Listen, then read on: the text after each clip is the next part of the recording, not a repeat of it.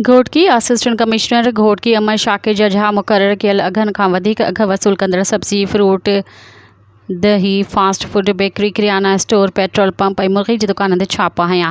मुक़ररु अघनि खां वधीक अघ ते खाधे पीते जो सामान विकिरो कंदड़ दुकानदारनि ते 50,000 रुपया ॾंड लागू कयो वियो। इन मौक़े ते असिस्टेंट कमिश्नर घोटकी अमर शाकिर जझा मीडिया सां ॻाल्हाईंदे चयो त मसनूई महांगाई ज़ाइदुल मियाद ऐं ग़ैर मयारी शयूं विकिरो कंदड़ ख़िलाफ़ कंहिं बि क़िस्म जी रिआयत न कई वेंदी। वधीक अघ ते खाधे पीते जो सामान विकिरो कंदड़ ऐं नाजाइज़ मुनाफ़ो वठंदड़ ख़िलाफ़ रोज़ाने जी बुनियाद ते कार्रवाई कई वेंदी। कंहिंखे बि खाधे पीते जी शयूं वधीक अघ ते विकिरो करण जी इजाज़त न ॾिनी वेंदी। हुन चयो त मुख़्तलिफ़ पेट्रोल पंपनि ते छापा हणी पेट्रोल जी माप घटि हुजण ते पंप मालिकनि ते ॾंड लागू कयो वियो आहे। अवाम खे फुरण जी कंहिंखे बि इजाज़त न ॾिनी वेंदी। जेकॾहिं कंहिं बि दुकानदार ख़िलाफ़ का बि शिकायत मिली त उन ख़िलाफ़ बिना कंहिं फ़र्क़ जे क़ानूनी कार्रवाई कई वेंदी। पेट्रोल पंप मालिक पंहिंजो क़िबिलो दुरुस्त कनि ऐं मुक़ररु माप खे यक़ीनी बणाइनि।